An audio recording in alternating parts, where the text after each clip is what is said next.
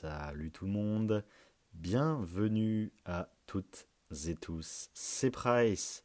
Les amis, j'espère que vous allez bien, on est de retour en bonne compagnie puisque c'est vous et moi aujourd'hui en 1v1. On se retrouve aujourd'hui pour un podcast particulier puisque podcast de transition. On a fait ensemble les derniers épisodes concernant le Belgium TCG. Donc on arrive au bout des enregistrements du Belgium TCG.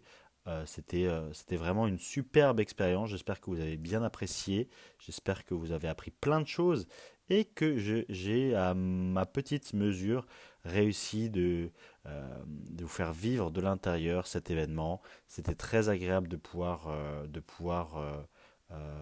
faire ces épisodes et ces interventions avec des intervenants aussi intéressants que divers. C'était réellement un très bon moment. Bon, j'espère que ça vous a plu quand même. Je sais que le dernier épisode était un petit peu spécial puisqu'il y avait Collectora et Katawiki les uns à la suite des autres avec également le petit mot de Yanis à la fin du Belgium TCG en clin d'œil forcément. Vous commencez à connaître la chaîne.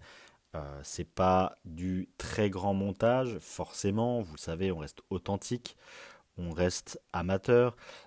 Même si ces podcasts et cette série de podcasts, je sais qu'elle vous plaît. Je vous remercie d'ailleurs notamment toutes et tous pour vos nombreuses écoutes, vos commentaires. N'oubliez pas que c'est super important pour la chaîne également. On est bientôt à 3300 abonnés sur YouTube, un petit peu plus de 200 abonnés sur Spotify. N'hésitez pas à liker, partager, commenter tous les épisodes, en tout cas ceux qui vous plaisent le plus, surtout à vos chers amis collectionneurs, proches de chez vous, loin de chez vous, proches du cœur, loin des yeux, ce que vous voulez. Le but, c'est vraiment de faire connaître forcément le podcast au plus grand nombre. Et je vous remercierai toujours pour le soutien et la force que vous me donnez, même si l'énorme majorité silencieuse ne met rien, je le vois dans les chiffres. On est encore plutôt très bien avec entre 500 et 600 écoutes par podcast sur YouTube et entre 100 et 200 écoutes par podcast sur Spotify. Donc je voulais profiter de cet épisode un petit peu spécial puisque c'est un épisode de transition pour vous remercier. Pourquoi est-ce que c'est un épisode de transition? Pour deux raisons.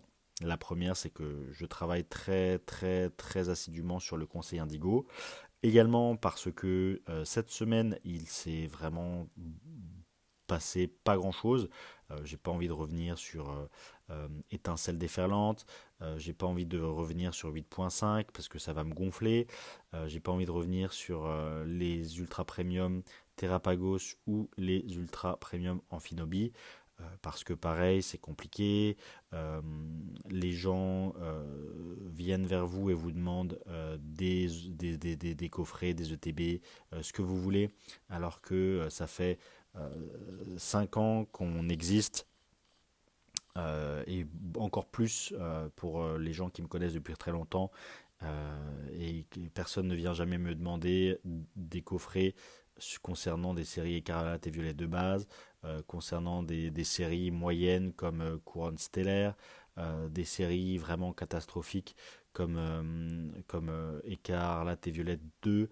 Donc forcément, c'est frustrant de voir que encore et toujours, après 5 ans sur YouTube, après des années de conseils, après des années de partage d'expérience, comment construire un réseau, comment construire une relation, comment construire une collection, comment investir, comment bien se comporter, on voit toujours les mêmes schémas se répéter, très peu de fidélité, toujours les intérêts personnels, jamais le petit message pour faire plaisir, toujours le petit message pour gratter, et quand il y a besoin, eh ben forcément on est là, mais quand ça n'intéresse personne, c'est le désert complet, forcément, pour un vendeur. Pour plein de personnes, c'est très frustrant.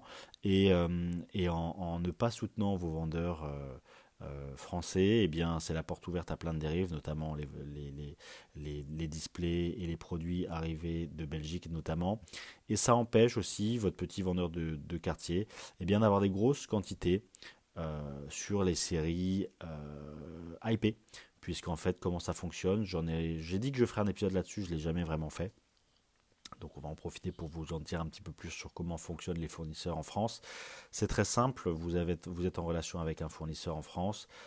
Il va vous donner globalement les mêmes quantités pour chacune des extensions, chacune des séries, à peu de choses près. Donc si vous étiez client pendant épée et bouclier, l'extension épée et bouclier, eh bien vous receviez pour chacune des séries, admettons, on va prendre des chiffres ronds, 10 displays et 10 ETB. Voilà, globalement, vous receviez 2-3 petits coffrets par-ci par-là, mais 10 ETB, 10 displays, c'était les quantités que vous receviez pour chacune des séries épée et bouclier.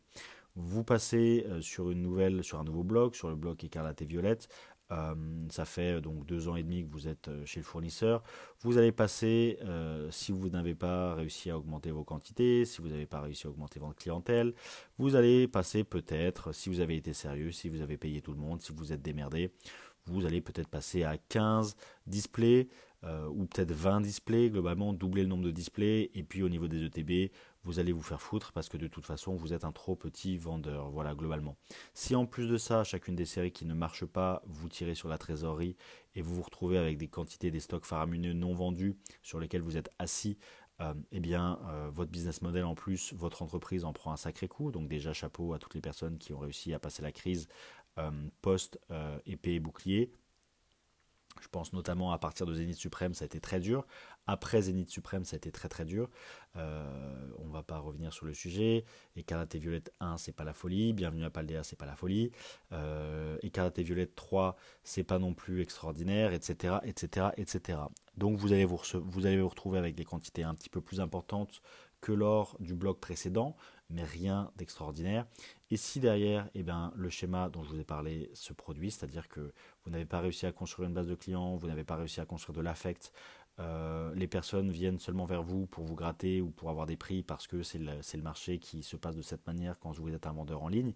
Vous êtes mis en concurrence directe avec des gens qui réussissent à vendre des displays à 140 euros, des ETB à 40 euros.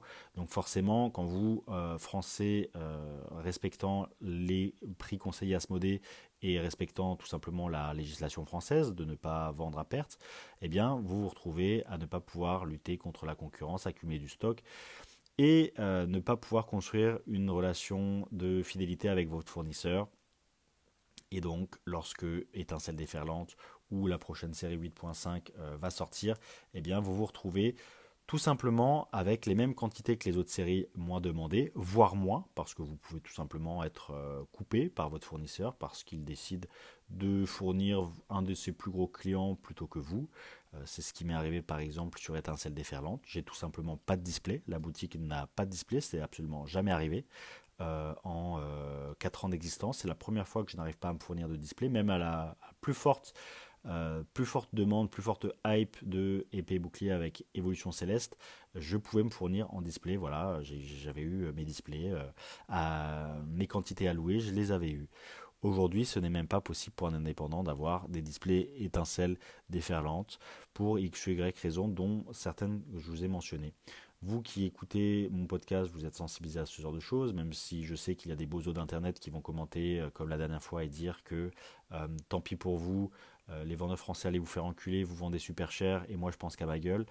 Eh bien, magnifique mentalité, chapeau champion, j'espère que ta vie se passe très bien.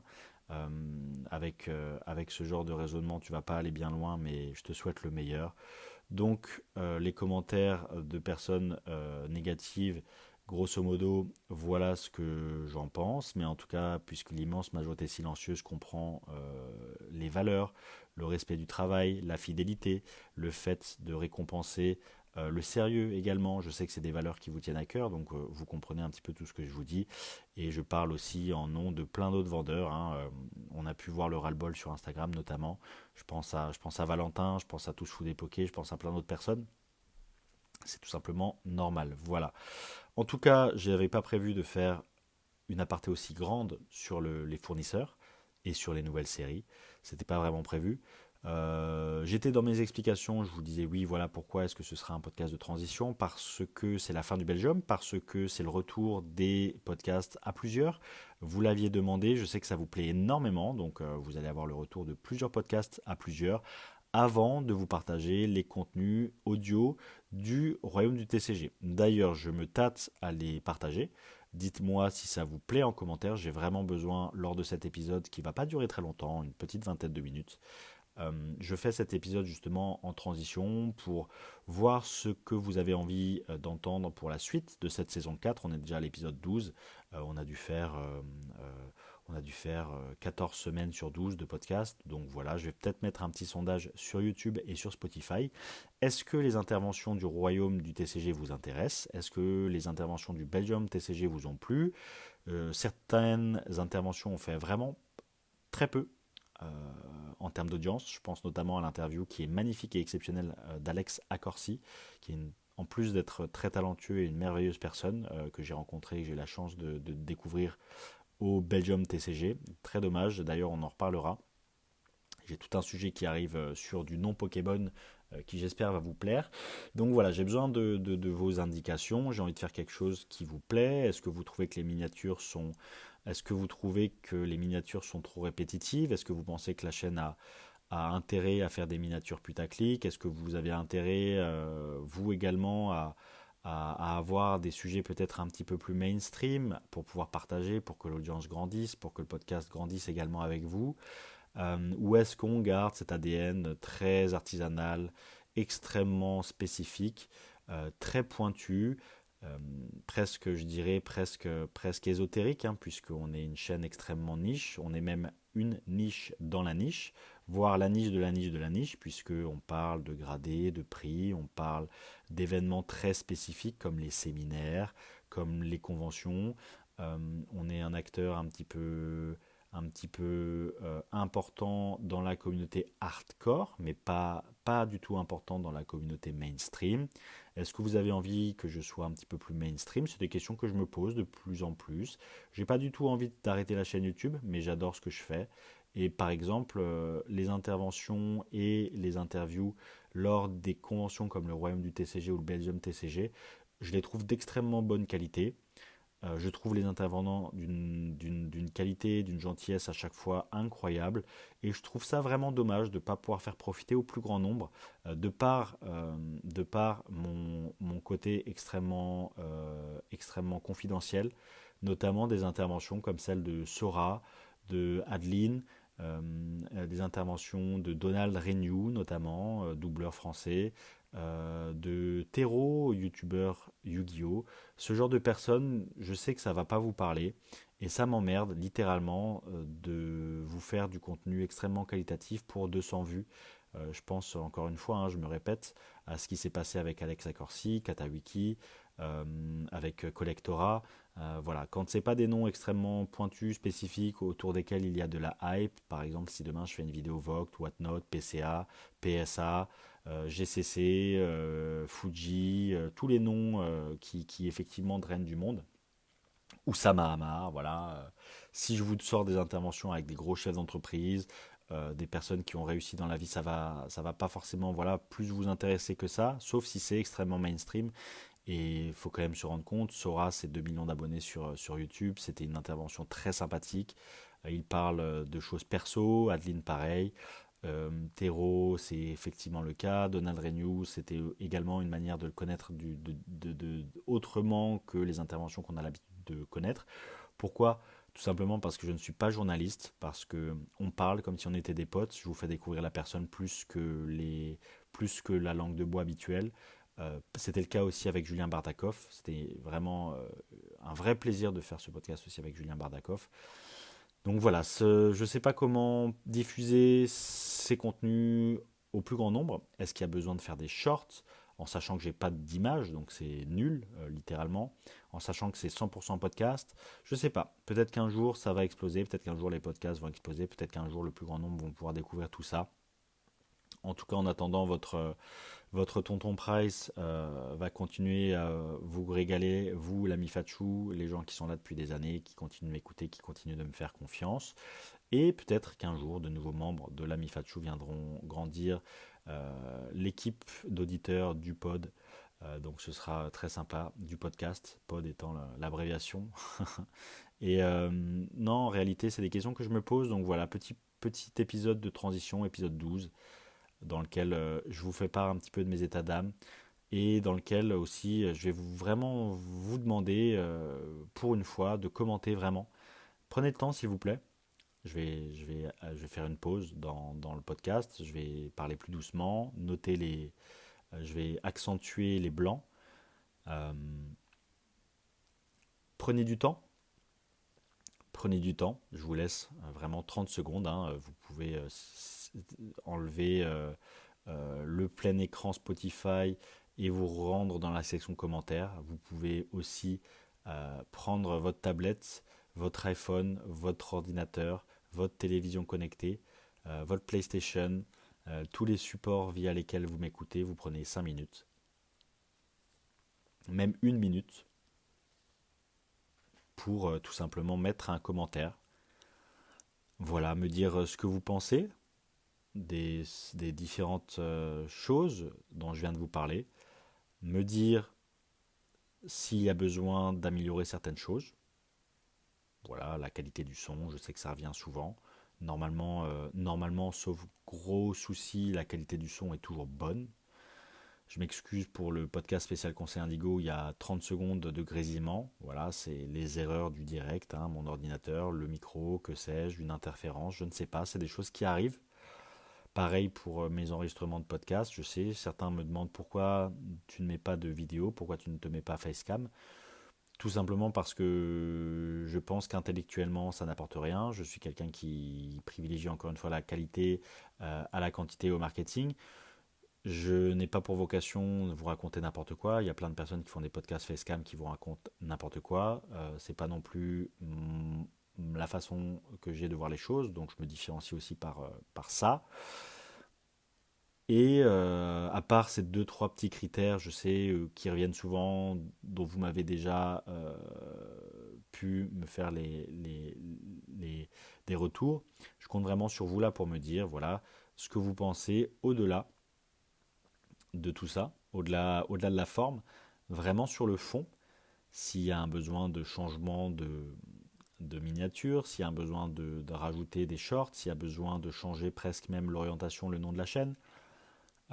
Ou si ce côté niche vous plaît toujours autant, vous, vous, vous exalte toujours autant aussi, le côté j'ai découvert ce petit youtubeur très confidentiel, très spécialiste, je le garde pour moi, c'est la petite pépite que j'aime bien, si j'ai une chaîne à conseiller, je le conseille, mais si les gens ne me demandent rien, je ne vais pas aller vers eux et leur en parler. Cette image d'ailleurs me flatte énormément et me convient très bien, hein, c'est celle que j'ai jusqu'à présent. Mais voilà, j'ai envie de connaître. Est-ce que mon auditoire a changé depuis les différentes séries de podcasts entre le Belgium? Est-ce que ça m'a ramené de nouveaux auditeurs? Est-ce que le podcast très très très médiatisé d'Oussama Hamar m'a ramené de nouveaux auditeurs? Est-ce que le podcast spécial Gradation qui a plus de 2500 écoutes me ramène de nouveaux auditeurs? Des vieilles vidéos également qui me ramènent de nouveaux auditeurs. Je suis curieux. Voilà, j'ai envie d'en apprendre plus sur vous. Donc, n'hésitez pas. N'hésitez pas à mettre un commentaire. Voilà, j'ai hâte de vous lire. Et puis, je vais vous parler un petit peu plus d'Alex Accorsi. Pourquoi? Parce que j'ai regardé la série Arcane. C'est quelque chose qui est complètement en dehors de Pokémon. C'est une des premières fois, je pense, que je vous parle de quelque chose que j'apprécie. Euh, et je vais vous en parler sous le regard, le prisme des gens qui créent, qui animent, qui designent ce genre de choses. J'ai pu échanger avec du coup Alex Accorsi et des amis à lui qui sont graphistes, designers, motion designers, qui sont même parfois vidéastes, dessinateurs, des artistes de manière générale, et de la polémique avec l'intelligence artificielle. Pourquoi est-ce que Arcane est la, la vraiment représentation, j'en perds mes mots, la représentation même de ce que l'être humain est capable de faire dans sa créativité, dans sa sensibilité. C'est le pinacle de la beauté et je dirais presque, de la sensibilité humaine. Voilà. Pourquoi je vous dis ça? Parce que il y a une polémique sur une miniature que Netflix a utilisée sans en parler à Riot Games et le studio d'animation avec lequel ils ont travaillé, je ne me rappelle plus comment il s'appelle, passons. Parce que Netflix a utilisé l'intelligence artificielle pour faire une miniature de la série Arcane sur les menus de Netflix. Voilà. Cette miniature a très vite suscité l'attention des designers, du studio d'animation de Arcane, puisque c'est une miniature qui a été faite, qui a été réalisée par l'intelligence artificielle et pas par un des artistes qui a travaillé sur Arcane. Et j'ai trouvé ça passionnant de voir le front commun entre tous les artistes qui ont travaillé sur Arcane, le studio et la correction et la courtoisie de Netflix de supprimer cette image qui a été réalisée par l'intelligence artificielle. Pourquoi? Parce qu'en fait, il faut vraiment, je vous redirige vraiment, c'est spoiler, hein, ça va être complètement spoiler, je vais parler d'Arcane, donc ne m'écoutez pas si vous n'avez pas écouté Arcane, on est déjà à 20 minutes de podcast, profitez-en, allez faire un tour, revenez m'écouter après avoir vu les saisons. Et c'est également full référence au podcast avec Alex Accorsi, donc n'hésitez pas à aller écouter le podcast avec Alex Accorsi, qui fait partie du lore Prize Pokémon, MDR, donc n'hésitez pas à aller écouter ça. Pourquoi j'ai trouvé ça très beau? Parce que justement, l'intelligence artificielle, comment est-ce qu'elle fonctionne? Elle fonctionne par association et elle génère des images de synthèse euh, sur un sujet donné, demandé par une personne qui la dirige, c'est-à-dire vous, moi, un artiste, même si les artistes n'utilisent pas l'intelligence artificielle, sinon ce ne seraient pas des artistes, mais simplement des utilisateurs d'intelligence artificielle, puisque les artistes, ce sont les personnes qui créent. L'intelligence artificielle, elle, ne crée rien, elle s'appuie sur ce qui existe déjà et copie fondamentalement le style, la manière de voir le monde représenté par les artistes. Donc, pourquoi est-ce que je vous parle de ça? Parce que Arcane est un chef-d'œuvre monumental sur le plan de l'animation. Je ne vous incite pas à prendre parti pour ou contre la série. La beauté n'est pas vraiment subjective, je pense. Je pense que la beauté est universelle, comme Kant, il me semble, comme plusieurs philosophes. Je pense que très sincèrement, c'est le paroxysme de ce que l'intelligence, encore une fois, humaine peut réaliser, ne serait-ce que par le scénario, les différentes interactions avec les personnages, également le monde, l'univers graphique qui est exceptionnel. C'est une réelle claque, je pense, et pourtant je suis consommateur de séries animées, de films, de séries, de beaucoup de choses en réalité. J'aime beaucoup le 7e art, si on peut l'appeler comme ça de manière vulgaire, et englober un petit peu tout ce qui existe sur le plan de la création digitale, de l'écran, de la diffusion, des médias, supports, audio, vidéo. Voilà. Je trouve que Arcane, qu'on aime ou qu'on n'aime pas l'univers League of Legends, j'ai jamais joué à League of Legends d'ailleurs, désolé. Je ne connaissais pas l'univers avant de parler d'Arcane. Je pourrais tout à fait me passer du fait et du lore Arcane. League of Legends ne m'intéresse pas plus que ça. Je vous parle vraiment du fond. Là, vraiment, je vous parle de la beauté graphique, de la sensibilité émotionnelle des personnes qui ont écrit, réalisé, motion designé tout court, dessiné, créé, inventé, en utilisant bien entendu le support et le lore qui vraisemblablement est très vaste sur League of Legends. Donc ça, je ne remets absolument pas en cause tout ça. Mais je pense que on est à un tournant aujourd'hui entre l'utilisation justement de ces nouveaux outils technologiques que sont l'intelligence artificielle et les artistes. Pourquoi? Parce que l'intelligence artificielle répond à un besoin croissant d'optimisation du temps et de l'argent.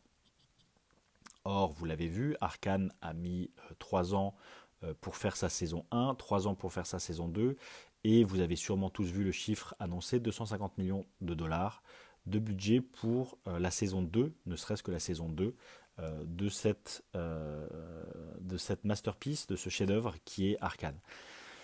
Pourquoi est-ce que aujourd'hui l'intelligence artificielle pose souci aux artistes? Et c'est là où on va faire le parallèle avec le podcast d'Alexa Corsi, c'est que l'intelligence artificielle grandit et permet de gagner énormément de temps et énormément d'argent. Un motion designer très doué, un graphiste, un artiste, ça coûte de l'argent. Une intelligence artificielle, ça ne coûte grosso modo que le centime à l'utilisation, l'abonnement. Ce qui a coûté le plus cher, c'est le développement en amont, mais ce développement-là, c'est un modèle d'économie par échelle, c'est-à-dire que vous développez une intelligence artificielle, vous la vendez par abonnement mensuel et vous utilisez les économies à l'échelle, c'est-à-dire que vous rentabilisez via des flux mensuels de revenus qui vous permettent d'amortir l'investissement de départ. Voilà. Un artiste, un web designer, graphic designer, je ne vais pas me répéter, ça se paye au jour le jour. Les retours sur investissement ne sont pas garantis. Le travail, la qualité du travail aussi peut être mis en cause. Un artiste peut dévier de la trajectoire qui a été définie. Faut le remplacer, il faut en changer. C'est beaucoup de travail, beaucoup de temps, c'est du social, c'est de l'argent. C'est finalement presque, vous allez me dire, tellement de soucis que l'intelligence artificielle va résoudre absolument tous nos problèmes. Or, je vous le répète, l'intelligence artificielle n'est pas capable encore à l'heure actuelle, peut-être que ça viendra, de créer quelque chose de A à Z. Notamment la sensibilité humaine. Elle n'est quasiment pas capable, et je pense que c'est ce qui nous différencie des machines, notre âme, la capacité à faire résonner quelque chose en nous, ne sera sûrement jamais donnée aux machines. Il y a des codes, certes, il y a des choses qui marchent, des choses qui ne marchent pas. D'ailleurs, Arcane en est rempli. Et c'est pour ça que pour moi, c'est notamment un chef-d'œuvre. Elle utilise toute la palette d'émotions humaines. Elle les reproduit et les dépeint de manière exceptionnelle.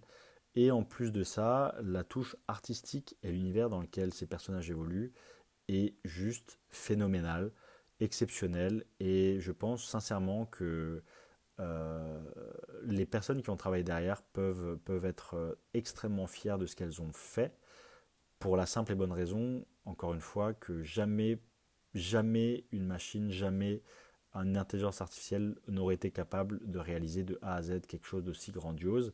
Euh, et justement, tout ce débat philosophique, je pense qu'il faut l'avoir. Je profite de la sortie de la saison 2 d'Arcane pour en parler aussi aujourd'hui avec vous. J'en profite justement pour remettre un petit peu en lumière et un peu de lumière sur le podcast avec Alexa Corsi qui est exceptionnel. Et j'en profite du coup pour vous parler de quelque chose qui n'est pas fondamentalement Pokémon, mais qui devrait tous nous toucher de par le côté artistique, graphique de la franchise, qui peut aussi être peut-être un jour euh, pas mis en danger, mais attaqué par l'intelligence artificielle, par des personnes qui voudraient éventuellement transformer certaines choses, réaliser des fanfictions, des choses comme ça. C'est une très bonne idée en réalité. Simplement, c'est la monétisation et l'utilisation et les droits qui sont problématiques, et c'est tout ça que j'essaie de vous mettre en avant.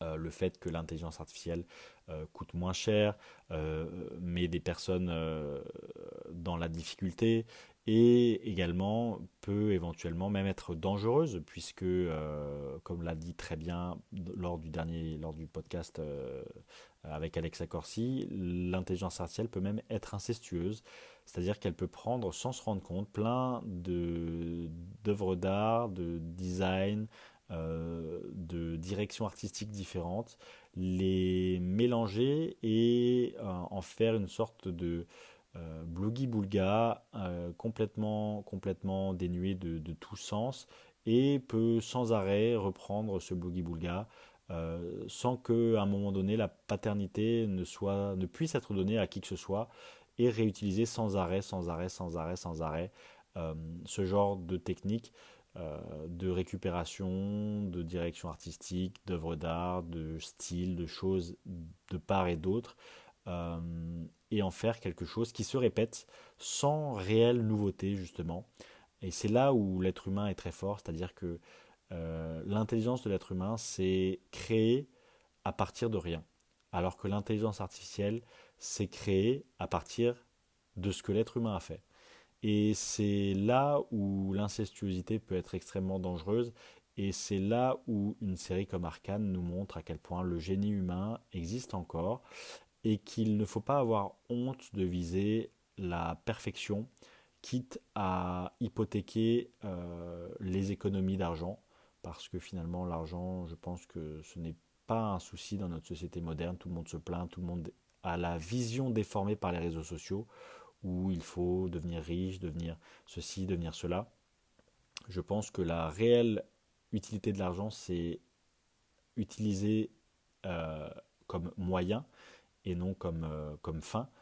Et je pense que le pari du studio d'animation et des distributeurs d'Arcane sur Netflix a été réussi. Et je voulais vous en parler parce que je vous conseille vivement cette série, qui est, je pense, la plus belle série animée que je n'ai jamais vue. Et je le dis avec le poids des mots, c'est-à-dire que c'est sûrement la plus belle série en termes d'univers graphique, la plus belle série en termes de développement de personnages, de scénario, d'émotion.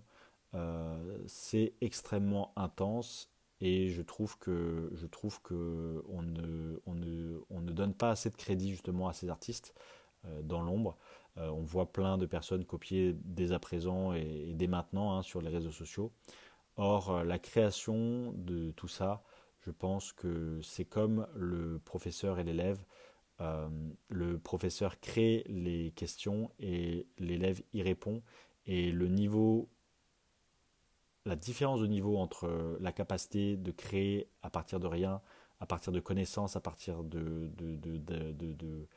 d'expériences, de plein de choses, est mille fois plus importante que la capacité d'utiliser ou de répondre aux questions posées. Voilà. Et donc, ça me faisait penser énormément au podcast avec Alexa Corsi. Je voulais lui rendre hommage à travers ce podcast, rendre hommage aux différentes personnes qui ont travaillé sur la série Arcane, et vous encourager vivement à aller voir cette série, euh, et à me dire, du coup, par rapport à ce podcast qui a vachement dérivé, me dire si vous pensez effectivement qu'un jour l'intelligence artificielle sera capable de réaliser ce genre de choses ou pas, parce que je pense que au-delà de la qualité graphique, au-delà de la qualité du scénario, au-delà de la qualité du développement des personnages, au-delà de la qualité de l'univers de base, au-delà de la qualité des émotions visuelles, des émotions intenses que la série nous fait ressentir, je pense très sincèrement que c'est l'alignement de beaucoup de planètes qui ont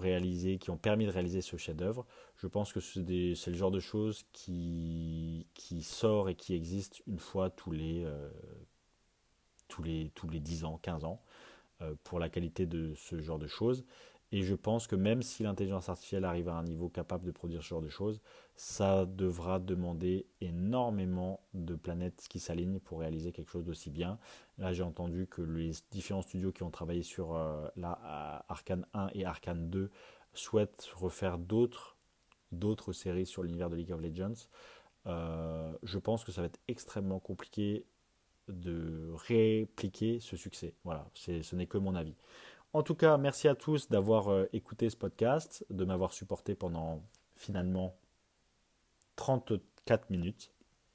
Je compte sur vous pour me répondre, surtout sur les commentaires et les différentes choses que vous aimeriez voir, plus entendre, plus voir, moins voir sur le podcast et sur la chaîne.